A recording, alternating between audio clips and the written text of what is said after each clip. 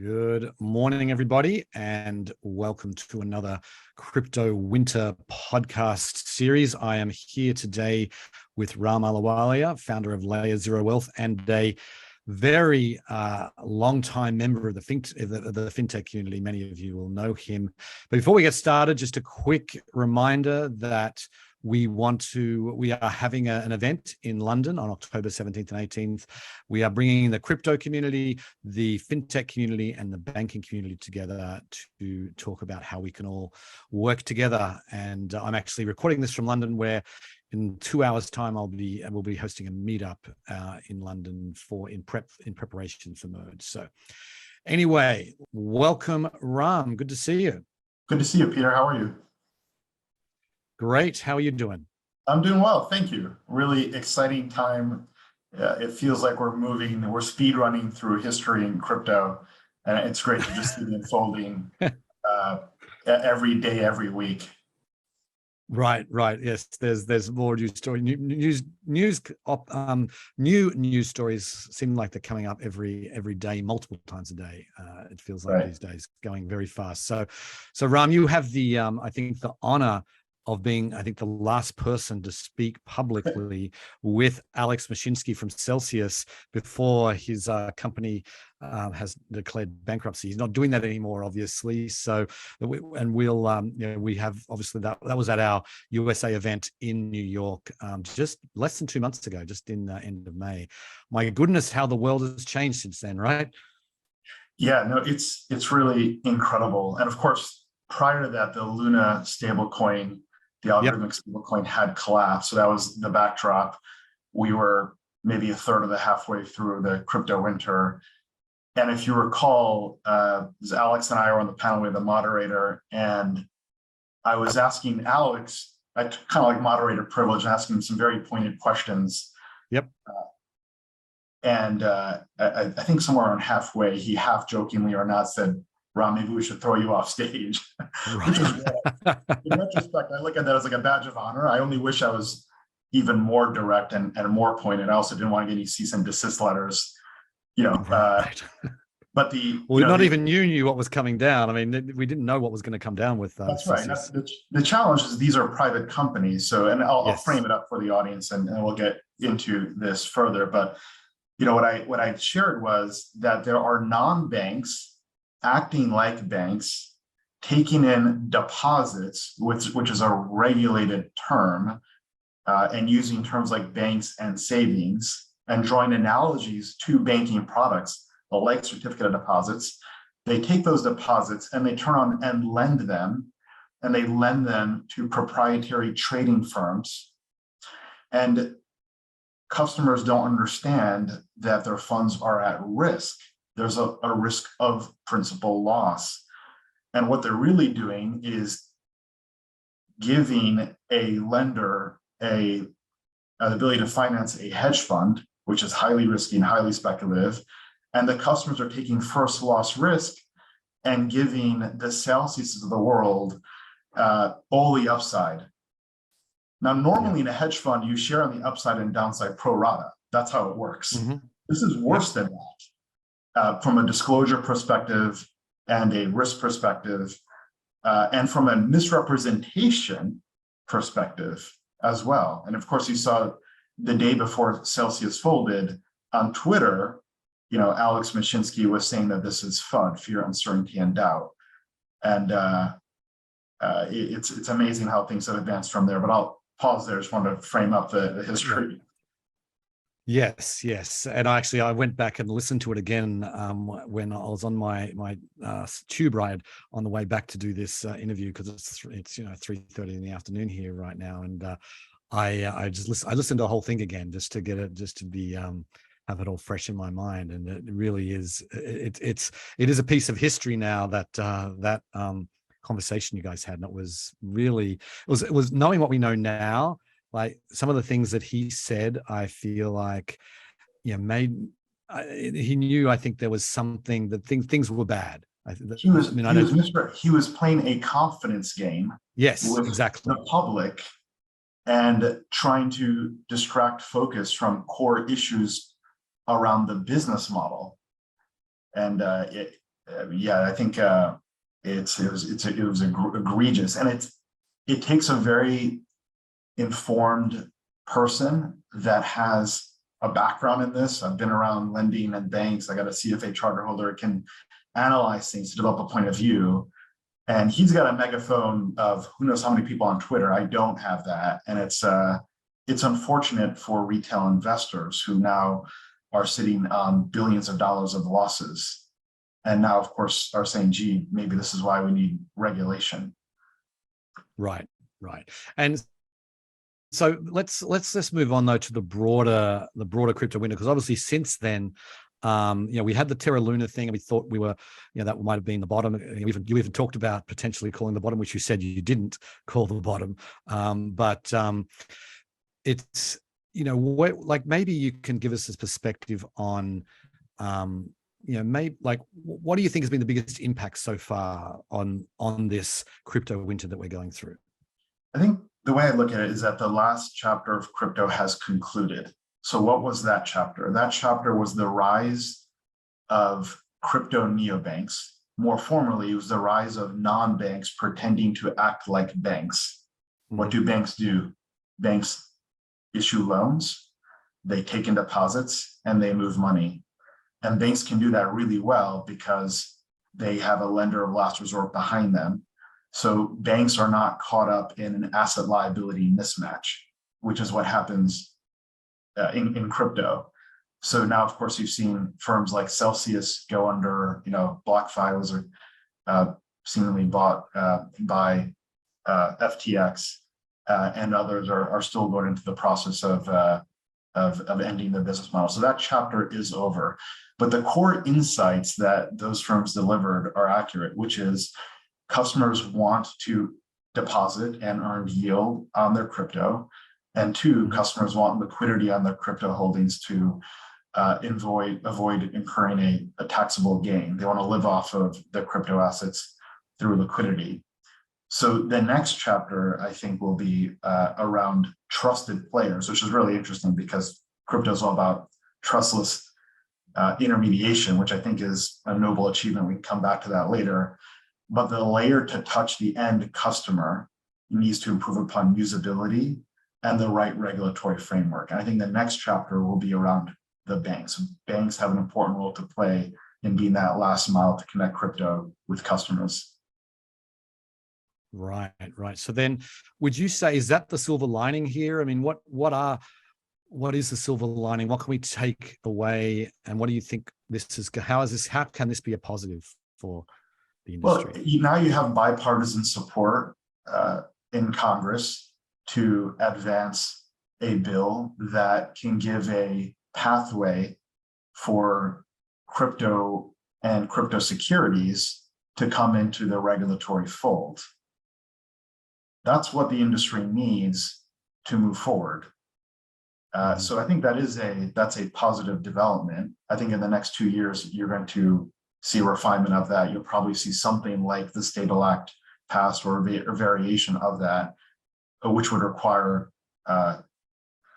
banks to be issuers of stablecoins in the US, which would address many of the issues we saw that has transpired over the past few months. So I think that's a positive development. Also, just some perspective. I think ETH is at 1,500 now.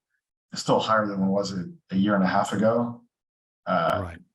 I from my own personal perspective, this still doesn't feel like a deep crypto winter. It might feel that for new people, and if they are, they probably haven't risk positioned accordingly or kind of done their historical analysis on this. But these assets generally experience 85% drawdowns, and keep that in perspective. We can still have more room to drop if past this prologue on an historical drawdown experience. Mm-hmm. Right. So one thing, when I was listening to you talk at Fintech Nexus USA, you actually said some positive things about the regulators, and not many people in crypto say that. You were talking about how they really are taking a serious look at this. They're intelligent people. What do you think? Where do you think the regulators are at right now? Yeah, the regulators want to bring crypto into the regulated fold. Actually, I think the regulator was on the panel. They'd say crypto is already regulated and it is in the regulatory fold. Okay. So most people in the crypto world will say, well, there's lack of certainty and risk. It's actually not the case. There are statutes on the book. You can look at the law, you can hire outside counsel, and they'll give you a point of view on the regulation. And I've done this, and the regulations are pretty clear. There's some elements on the margin that could require more clarity. There's additional need for regulation to instill public confidence. For example, having stablecoins issued by banks would go a long way to buttressing the system and drive transparency and avoid the bank runs that we're seeing on various institutions. But if you look at the written statements of the acting comptroller of the currency, Michael Hsu, if you look at other regulators in US Treasury and the SEC, they're not trying to kill crypto, far from it. They also see that crypto has created enormous wealth, call it $1 trillion now over the last 10 years. They see an opportunity for the United States to advance its national competitiveness. If you have a dominant stablecoin that's backed by the US dollar, that also advances US national policy objectives. So they're trying to ensure that the existing statutes are met. And what are those statutes? There's consumer protection, there's investor protection. There are other rules regarding how securities are offered to the public and to different audiences. They want to ensure that there's a level playing field. The challenge is that crypto and blockchain is a new kind of technology. It's sometimes hard to parse and fit into a certain framework. The SEC framework was premised on the idea that there's a distinction between principal and agent. Principal would be the GP of a fund or management of a startup, and would be the agents, and principals would be, say, limited partners that bring capital at risk. So you have an asymmetrical information problem, and the SEC approach to that solving has been through a disclosure regime. Now, in a crypto world where you have decentralization, where users are owners and creators, that lens starts to become challenged. And that is, I think, where regulators are trying to understand what's the right way to approach that. Right. Gotcha. So then you've got I want to talk about DeFi for a second, because like Celsius, BlockFi, obviously centralized platforms. DeFi has, they've had it's had its share of issues. There's been hacks and bugs and different things that have come into the DeFi ecosystem. But this particular crypto winter, DeFi seems to have done pretty well. Does that mean that DeFi is more resilient than centralized finance? What's your take on that? It's certainly more resilient than non-banks pretending to be banks, that's for sure. And yes, it's yet another milestone where DeFi has proven itself. And if you look at the leading protocols like MakerDAO and Compound and Aave, they've performed as one would expect them to perform. They're also not rehypothecating, they're not engaged in fractional reserve banking, they're over-collateralized, and the protocols worked. And this is a notable accomplishment. Of course, we saw the protocols pass the test during COVID too. There are some local issues here and there. I won't get into those details unless you want to, but they've been improved upon, and the system works. I still think there's still a role for centralized parties, right? So I don't think it's an either or. I think the centralized parties will actually adopt DeFi, and because DeFi has done something that up till now humans as a species have not been able to accomplish, which is trustless intermediation, right? Up till now, for millennia, we've relied on parties such as banks, which intermediate transactions, so we can make decisions not having to underwrite the centralized exchange or a bank as a counterparty. So if I want to sell Peter Microsoft stock, Peter doesn't have to underwrite Ram's ability to deliver or get caught in a double spend problem where I've also made a commitment to some other party, or underwrite collections risk. So, what DeFi has accomplished in enabling parties to transact trustlessly, this hasn't been done in human history in a reliable, scalable manner. It is a human achievement.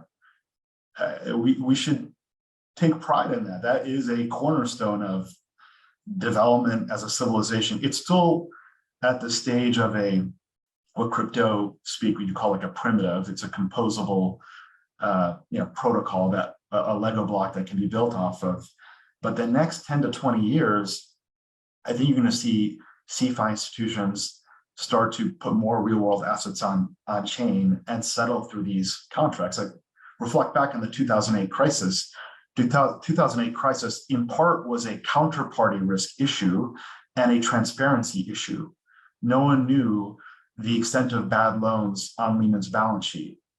With crypto, all the loans are on chain. You can see performance, you can see the total exposures, and you can see the real-time margining and the maintenance margining, the variation margining taking place systematically 24/7 in a decentralized way where you don't have to rely on people or process. So I think that's a remarkable accomplishment, and there's more to come here. Right. So do you think that there's, like you talked about, there's going to be, potentially a hybrid approach here? Are we looking at, like centralized platforms, maybe, let's say, putting assets on chain, doing, doing tokenization of real world assets, but having like an interface that is, run in a centralized way, so that there is some kind of counterparty? Yes, that's right. So let me unpack that. So first off, we already have tokenized assets on chain, namely fiat. We call those stable coins, and they've achieved product market fit. And we're seeing the growth of other assets on chain as well through MakerDAO and Centrifuge.io and others as well. You're still going to have CeFi for a number of reasons. And one of the core reasons is trust. Okay. So consumers and businesses want to engage with a trusted party. That's pattern and practice, and regulation. So sovereigns have an interest in enforcing FinCEN rules like KYC and KYB and AML, anti-money laundering. And those standards hold globally, including in Russia and China. And you're going to continue to see that enforced. You'll have a small portion of the population, call it like the anarcho-libertarian population, that lives off grid and transacts trustlessly and lives purely on crypto. And that'll happen, but good luck if you're trying to get your money out of the system through a fiat off-ramp, which will flow through a licensed regulated entity. Today, those are mostly money transmission licensed entities like Coinbase and FTX. Tomorrow, I think it'll be primarily banks, because banks understand that they have to apply KYC and AML on pain of losing their charter. And this is why regulators want to bring crypto into the fold to regulated institutions like banks that can meet safety and soundness standards. So you're going to see CeFi players adopt crypto technology, and they're testing it today. I've interacted with quite a few investment banks who are not public about this. SocGen is public about this. They've listed bonds on chain. There are other investment banks that have done this today as well. There's testing, the piping around that. Right. Yeah, and then we've got also all the stuff that Figure's done as well.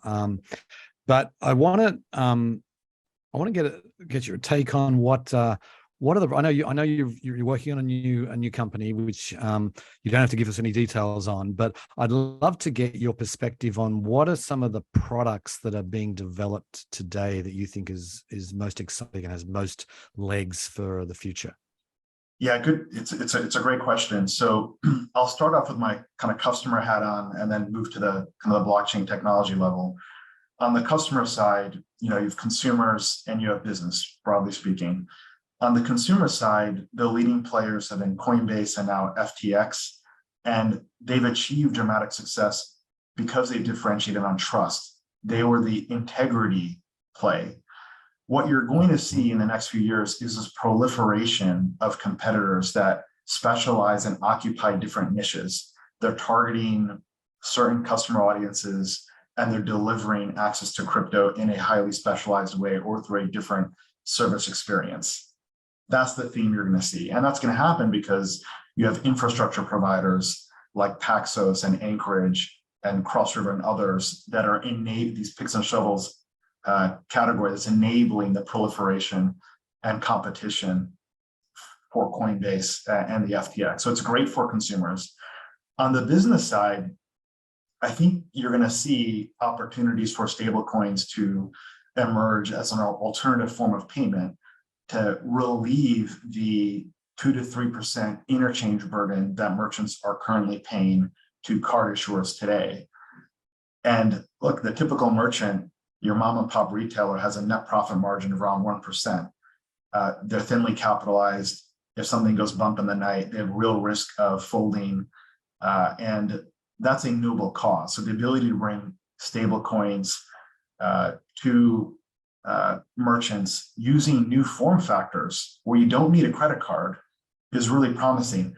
How archaic is it that we use this Apple Wallet and you have this digital representation of a credit card on a mobile phone? Does that make any sense? We can use QR codes and Bluetooth technology. We can use the KYC and Face ID capability of the phone to authenticate and then engage in a transaction that complies with law and allows us to move money and debit funds off chain. That, I think, is what we're going to see. And we've seen some examples of that in South Korea. So more to come on that. Look, Square came close to this. Square figured out that they could distribute the dongle, if you'll recall that, to the Apple stores. And they had a real shot at disintermediating payment networks up until they took money from Visa, a strategic partner, and then adopted Visa debit rails. And the rest is history. You can't disrupt Visa once you're in bed with Visa. Good for Square, right? Good for Visa too. So that's on the consumer and commercial side. On the crypto side, of course, we're living digital lives. You and I are on Zoom today. Kids are on Roblox or Fortnite.